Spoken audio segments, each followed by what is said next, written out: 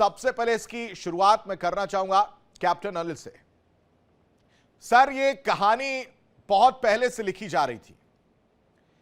Iran वाली कहानी हो, क्यूबा वाली कहानी हो, ईरान और वेनेजुला भी, वेनेजुला कर लिया, ईरान में घुस चुके हैं, वहां पर नो एग्जिट प्लान उनके पास है और अब वो पूरी तरह से साख उनकी दांव पर लगी और इस वजह से क्यूबा क्यूबा करते हुए वो वहां से निकलना चाह रहे हैं और क्यूबा के लिए रेडी हैं। आपकी नजर में इस वक्त वो क्या कारण है जो क्यूबा क्यूबा डोनाल्ड ट्रंप कर रहे हैं? देखिए, ऐसा है, नमस्कार और जय हिंद। बात यह है कि ये जो अमेरिका आज जो कर रहा है, इसका थोड़ा सा आपको समझना पड़ेगा कि जो प्रत्यक्ष में दिखता है एक्चुअली वो नहीं है। जो अप्रत्यक्ष है, जिसको कहते हैं बिहाइंड द सीन्स, जो है वो क्या है।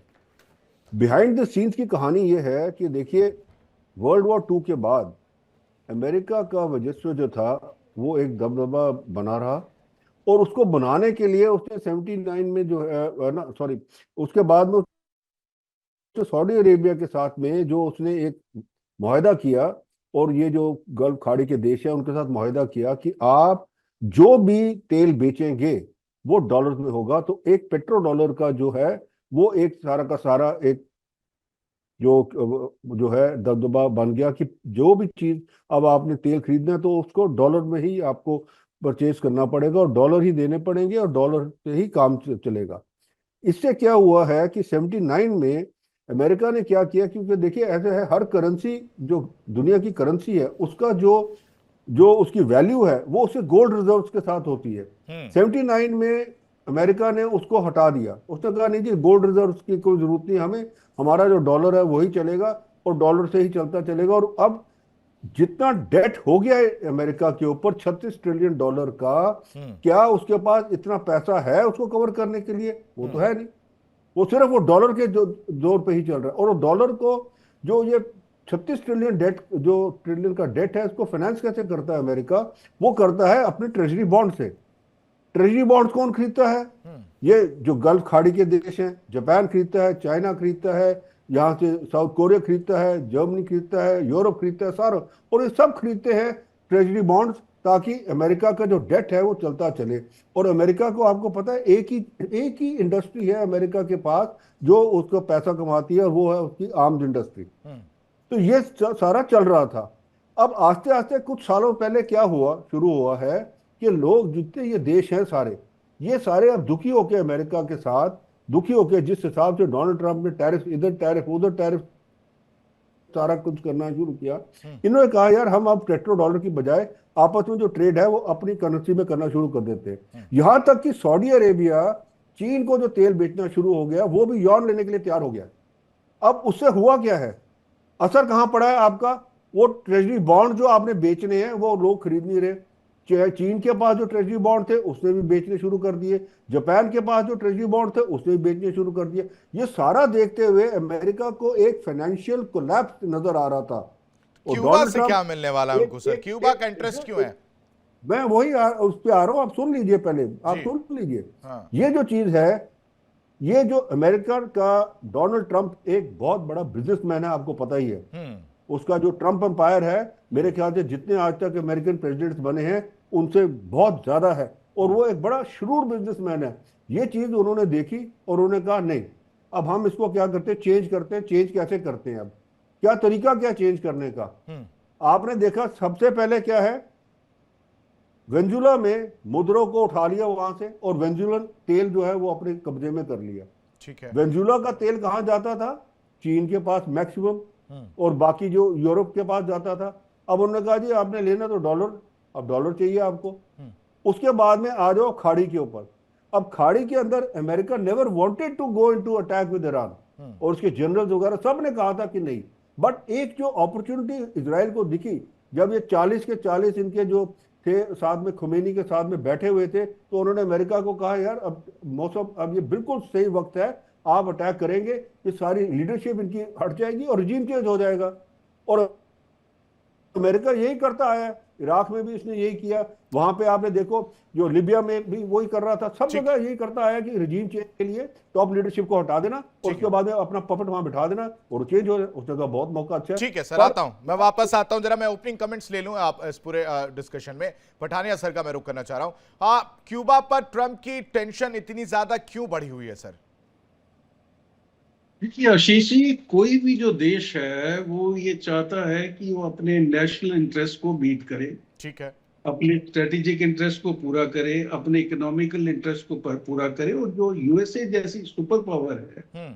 वो उस पोजीशन में होनी चाहिए कि कहीं भी दुनिया की जो जियो पॉलिटिक्स है उसको इन्फ्लुएंस करे। इसमें गलत कुछ भी नहीं है। हम्म।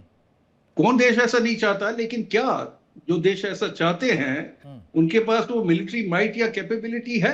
हम्म। आप चाइना को देख लीजिए, वो भी विस्तारवादी है। हम्म। तो जिस नेशन के पास पावर है वो विस्तारवादी होगा, और इसमें there is nothing wrong about it. Hmm. और दूसरा बात यह है कि कुछ कंट्रीज जो है वो आपके एरिया ऑफ इंटरेस्ट में है, और कुछ आपकी कंट्री जो है एरिया ऑफ इन्फ्लुएंस में होनी चाहिए, अगर वो नहीं है। और क्यूबा की हम बात कर रहे हैं, it is mayor speculative at the moment, let's not read too much between the lines. और दूसरा जो ये जो नैरेटिव गढ़ा गया है या फैलाया जा रहा है कि ट्रंप ईरान में हार चुका है, आई डाउट इट। समय दुनिया का जो सबसे बड़ा नेवल बिल्डअप हो रहा है वो हो रहा है गल्फ कंट्रीज में। अब रेड सी देख लीजिए, मेडिटेरेनियन सी देखिए, गल्फ ऑफ ओमान देख लीजिए, उनका ब्लॉकेट देख लीजिए। तो ये जो क्यास लगाए जा रहे हैं जी ट्रंप हार गया है, ईरान जीत गया है, I don't subscribe to that theory. तीसरी जो बात बड़ी है वो ये है कि why should USA attack Cuba. इनका जो क्राइसिस हुए थे मिसाइल के, जब ख्रुश्चेव वहां के प्रेसिडेंट थे और केनेडी यूएसए में थे, तो ख्रुश्चेव को अपनी अपॉइंटमेंट छोड़नी पड़ी थी। बोथ कंट्री है जो ऐसा नहीं चाहेगा, and this is mayor speculative at the moment, because I don't think कि जो यूएसए है इस समय क्यूबा वाला चैप्टर शुरू करेगा। स्पेकुलेशन का कोई एंड नहीं है, लेकिन वो पहले ईरान के अंदर एक डिसाइसिव विक्ट्री जो उसको लगता है उनके परसेप्शन से उसको हासिल करेगा, और उसके बाद अगर कल को जरूरत पड़ती है। ठीक है, मुझे लगता तो है इसका अपने जवाब मतलब अहमद यूज मस्ती करेंगे। खान साहब और ज्यादा बेहतर दे पाएंगे। जो आपने, मतलब मैं आपकी बात से जो समझ पाई है कि ये हर कंट्री के पास राइट है, या और आसान शब्दों में बोलूं कि भाई सोचने का हक तो सबके पास है। विस्तारवाद वाली जो बात आपने कही, तो हिसाब से वो सही कर रहा है अगर क्यूबा पर अगर वो कब्जा करता है, या क्यूबा को लेकर जो चीजें कह रहा है कि हमला करेंगे। अहमद मस्ती खान साहब, आप एग्री हैं इनकी बात से? आपका शुक्रिया, नमस्कार। देखें, ये एक बड़े अच्छे नफ्सियात दान थे, उनका नाम था अब्राहम मास्लो। अब्राहम मास्लो ने 1966 में कहा, अगर आपके पास हथौड़ा है तो हर एक चीज आपको कील की तरह लगता है। तो अमेरिका के पास दुनिया का सब में बड़ा फौज है। उसकी जो डिफेंस बजट है, आपको हैरत होगी, चीन, रूस और इंडिया के सालाना डिफेंस बजट से 550 बिलियन डॉलर ज्यादा है। जहां तक ये बात कि माइट इज राइट, वो नहीं माना जाता है बैनुल अक़वामी कवानीन के तहत। इसको जी जिनपिंग साहब ने सही कहा कि अमेरिका दुनिया में जंगल का राज ला रहा है। जंगल में ये होता है कि भाई आपके पास जो कुव्वत है आप वही करते रहेंगे, बाकी किसी को कुछ हक नहीं होता है। ऐसे नहीं होता है। देखें, अमेरिका पहले भी बहुत ताकतवर तो रहा है ना जी। 1945 से जब से वर्ल्ड वॉर II खत्म हुआ है, अमेरिका लीडर ऑफ द, जो भी आप कहें, वेस्टर्न वर्ल्ड के वो लीडर के तौर पे उभरे। आपको आपको हैरत होगी कि तकरीबन 100 ममालिक में अमेरिका ने फौजी मुदाखलतें की हैं, जंगें किए हैं। ये अमेरिका का एक वतीरा रहा है, और जो बहुत ही इंसानियत के लिए सही नहीं है। अब देखें, ये क्यूबा के ऊपर ये करना चाह रहे हैं क्योंकि इनको चाइना से वो है कि चाइना अपना इन्फ्लुएंस बढ़ा रहा है क्यूबा में। चाइना डिजिटल कम्युनिकेशन में, इंफ्रास्ट्रक्चर में, वहां पर क्यूबा में उनका है। तो इस वजह से ये क्यूबा के ऊपर ये नाराज हैं। और ये जो इनके हॉक्स हैं, इनके हॉक्स जो है ट्रम्प एडमिनिस्ट्रेशन में, जी देखें कुछ हॉक्स हैं और कुछ डोव है ना, जी कि हॉक्स जो जो कहते हैं कि लड़ाई हो, और बाकी जो कुछ लोग कहते हैं कि नहीं लड़ाई ना हो। लड़ाई ना हो वाली लॉबी में जेडी वैंस है, जिनको के उम्मीद है कि वो आगे चलकर शायद सदर बन जाए, उनको यही ख्वाहिश है।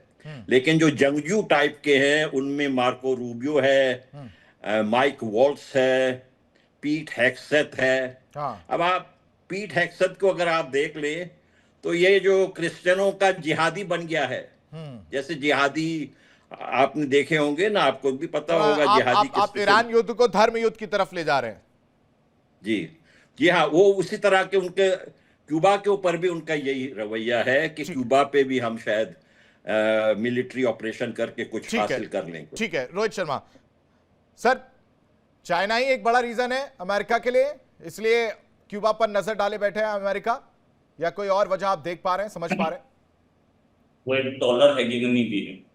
जिस डॉलर में ट्रेडिंग होती है जी तेल की, water, after water oil is the largest trading traded commodity.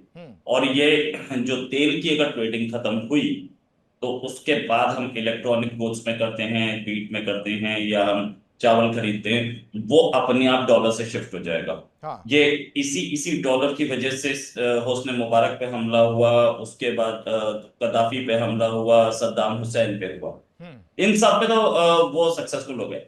लेकिन क्या क्यूबा में सक्सेसफुल हो पाएंगे? अभी तक ईरान में नहीं हो पाए। ईरान से भी पठानिया सर लेकिन नहीं मान रहे, पठानिया सर कह रहे हैं कि वो अभी अमेरिका हारा नहीं है। अमेरिका हारा नहीं है लेकिन सक्सेसफुल नहीं हो पाया। तो सर वो सक्सेसफुल नहीं होना अलग हाँ, चीज है और हारना अभी अलग स्थिति चीज। क्या है, आप क्या आकलन कर पाए? अभी तक ईरान अपर हैंड लेके बैठा है, ये बात आप मान लीजिए, क्योंकि ईरान जो कल ही डेलीगेशन ईरान का अमेरिका का जो आ रहा था वो मना किया गया। हाँ। अब तक जितनी टॉक्स थी सब में अमेरिका का डेलीगेशन आया था। हाँ, लेकिन वही बात है ना कि ईरान रेडी नहीं हो रहा था बात करने के लिए। ईरान रेडी था। हाँ। ईरान आया था, ईरान ने आके अपनी जो शर्तें रखी पाकिस्तान को, पाकिस्तान ने वो फोन पे बताई कि ये शर्तें रखी हैं, उसके बाद डिनाई कर दिया। क्योंकि वो शर्तें वो मानने के लिए तैयार नहीं है।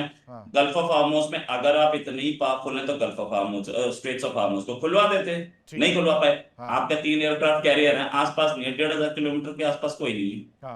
क्यों नहीं है भाई? आप अगर इतने ही पावरफुल हो तो हमला जारी रखो ना। यस, पठानिया सर सही बोल रहे हैं, ईरान जीता नहीं है लेकिन जीता अमेरिका भी नहीं है यार। सच कर, मैं पठानिया सर की बड़ी इज्जत करता हूँ, इतनी लंबी सर्विस दी है इन्होंने इंडियन आर्मी में, और मतलब जैसे बोलते कई गुना काबिल है मुझसे। लेकिन द फैक्ट इज कि अमेरिका अब तक जीता नहीं है, और ये एक सिचुएशन वो है जो यूक्रेन और रशिया वाली है। तो इसमें ये भी नहीं बोल सकते कि यूक्रेन हार गया, बल्कि ईरान ने जो काम किया है वो बड़ा स्ट्रॉन्ग काम किया है। ईरान ने एक बार में कई गल्फ कंट्रीज को इकट्ठा हमला करके ये दिखा दिया कि मेरी कैपेसिटी कहां है। Iran is the first country to fire a hypersonic missile on another country. इससे पहले किसी ने हाइपरसोनिक मिसाइल नहीं मारी थी। ठीक है सर, अगर ठीक है, आता हूं, बस एक बहुत छोटा सवाल है, मैं सॉरी मैं आपको इंटरप्ट कर रहा हूं। ये अगर ठीक है, ईरान में अगर अमेरिका फंसा हुआ तो क्यूबा पर इतनी जल्दबाजी क्यों है? मुझसे पूछ रहे हैं? जी जी जी, अभी आपने बोला ना। हाँ, क्यूबा पर अभी कुछ दिन पहले डेलीगेशन गया था क्यूबा, इनका अमेरिका का, वो जाकर के वहां पर रिफॉर्म्स बात करके आया था। देखिए एक चीज समझिए, ये चाहते हैं कि हमारे पड़ोस से क्यूबा एक नासूर बना हुआ है इनके लिए बहुत साल से। ये चाहते हैं कि क्यूबा से क्लैरिटी आ जाए, क्यूबा वहां से साफ हो जाए, या क्यूबा से रिजीम चेंज हो जाए, एक ऐसी रिजीम हो जाए जो कि चाइना के फेवर में ना हो। ये पनामा के लिए भी बोल रहे थे, पनामा कैनाल के लिए भी, क्योंकि वहां से तेल निकल रहा था।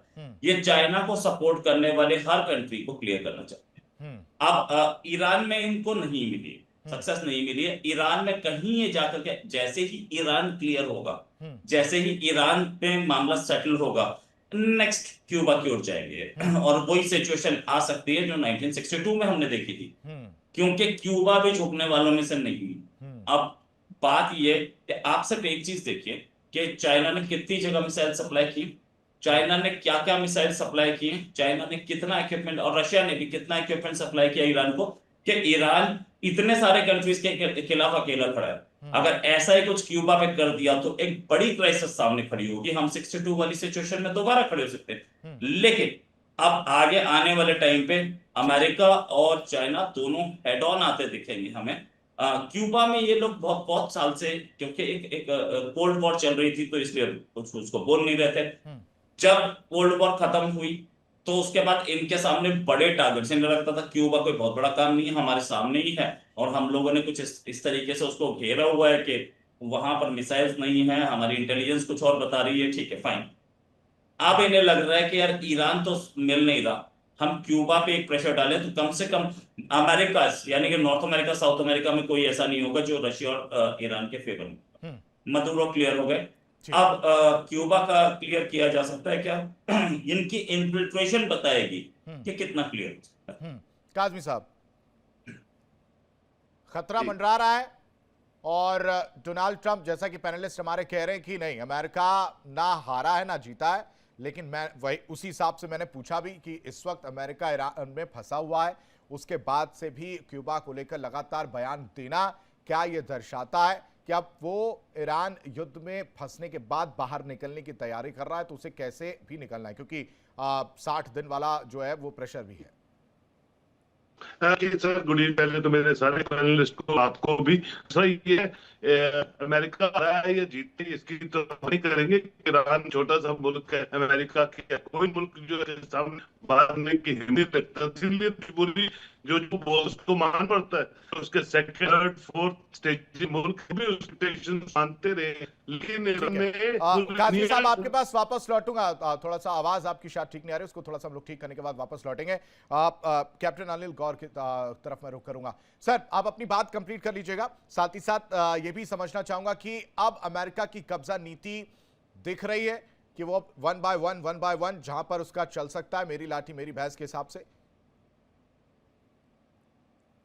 देखिए जी, मैं एक चीज कहूंगा, ये मेरा मानना बड़ा क्लियर है। अमेरिका जो है, जो चाहता था ये ईरान के साथ, वही तरीके में बैठा हुआ है। उसने आज की डेट में हॉर्मुज़ बंद करके वो नहीं खोलना चाहता हॉर्मुज़ को। क्यों? क्योंकि वर्ल्ड की जो सप्लाई तेल की है, सबसे पहले चीन की सप्लाई वहां पे कितनी, उसकी 30% सप्लाई थी वहां पे। वेनेजुला उसने ऑलरेडी कब्जा कर लिया, जहां से वो 60% जाती थी। आज चीन घुटने टेक दिए उसने अमेरिका के सामने, कुछ कर नहीं सकता। यही वो चीन है, जब अमेरिका ने टैरिफ लगाए थे तो उसने एक धमकी दी थी, क्योंकि दुनिया के जो रेयर अर्थ मेटल्स हैं, जो रेयर अर्थ मेटल चिप्स में इस्तेमाल होते हैं, वो 85% दुनिया के जो हैं वो पाए जाते हैं चीन के अंदर, और चीन ही वो सप्लाई करता है ताइवान को और बाकी साउथ कोरिया वगैरह को जो चिप्स बनाते हैं। और चीन ने इन देशों को कहा था, आप एंड यूज बताएंगे ये चिप कहां जा रहा है, अगर अमेरिका के पास जा रहा है तो हम आपको सप्लाई बंद कर देंगे। और उसी वक्त डोनाल्ड ट्रंप ने वो टैरिफ हटा दिए थे, और उस टाइम से उसने यही सोचा था कि कैसे चीन को घुटने टेकने पे मजबूर किया जाए। तेल एनर्जी सोर्स जो है चीन के लिए लाइफलाइन है। अगर ये एनर्जी सोर्स कंट्रोल हो गया, चीन जो है सिर उठा के नहीं देख सकेगा, और चीन जो है आपकी बात मानने पे बिल्कुल आमादा हो जाएगा। और वही ट्रंप ने किया। ट्रंप, मैं आपको आज बता दूं, ट्रंप स्ट्रेट ऑफ हॉर्मुज़ नहीं खोलेगा, बिल्कुल नहीं खोलेगा, ये और दिन नहीं खोलेगा। आज अमेरिका की जो ऑयल सप्लाई है दुनिया के अंदर, वो डबल हो गई है जितना पहले कर रहा था। और उससे क्या हो रहा है, अमेरिका का आप देख लीजिए, स्टॉक मार्केट ऊपर चढ़ रहा है, उसका डॉलर स्ट्रेंथन हो रहा है, उसकी इकोनॉमी जो है स्ट्रेंथन हो रही है। उसको जरूरत नहीं है इसको खोलने की, क्या जरूरत है उसको, बैठा हुआ है वहां पे। सर वही आरोप लग रहे हैं, इनसाइड ट्रेडर के आरोप लगे। डोनाल्ड देखिए, आरोप प्रत्यारोप लगता रहे, उसको क्या फर्क पड़ता है। उसने अपने देश देखना है। उसने मेगा जो है उसका मेक अमेरिका ग्रेट अगेन की पॉलिसी पे चल रहा है वो। अच्छा, उसका जो मानना था, आप देखिए उसने जो पहले कहा, वेनेजुला जब कंट्रोल कर लिया, उसके बाद आ गया ग्रीनलैंड के ऊपर। क्यों? ग्रीनलैंड के अंदर भी रेयर अर्थ मेटल वगैरह जो है वो सब है। फिर उसने कहा कनाडा को, कनाडा में क्यों? क्योंकि दुनिया के अंदर पेट्रोलियम प्रोडक्ट्स और जो रेयर अर्थ मेटल वो कनाडा के पास है। तो ये जो देश जब सबको कंट्रोल कर लेगा, तो उसके बाद में सारा जो रॉ मटेरियल है, दुनिया की एनर्जी सप्लाई है, वो अमेरिका के हाथ में है। आपने फिर जाना पड़ेगा अमेरिका के पास। आज यूरोप की हालत देख लीजिए, जो सस्ता तेल उसको रशिया से मिलता था, गैस मिलती थी तेल, वो उसके ऊपर पाबंद लगा के उसने कहा जी हमारे से खरीदो। आज यूरोप की इकोनॉमी डोलड्रम्स में है। इसीलिए अमेरिका को फर्क क्या है? अमेरिका को कोई फर्क नहीं ना, उसको तो फायदा ही है। ठीक है, ये इसको जितना ये प्रोलॉन्ग करेगा उतना ही फायदा है अमेरिका को, और ये प्रोलॉन्ग करेगा इसको। ठीक है, काज़मी साहब एक बार फिर से हमारे साथ जुड़ चुके हैं। काज़मी साहब, जो पहला सवाल था मेरा उसका जवाब, और साथ ही साथ वही बात हो गई कि मैं ही सर्वे सर्वा हूं और उसी हिसाब से अमेरिका इस वक्त नजर आ रहा है, उसे कोई फर्क नहीं पड़ता, जैसा कि कैप्टन अनिल गौर साहब ने भी कहा। सर अनम्यूट करेगा।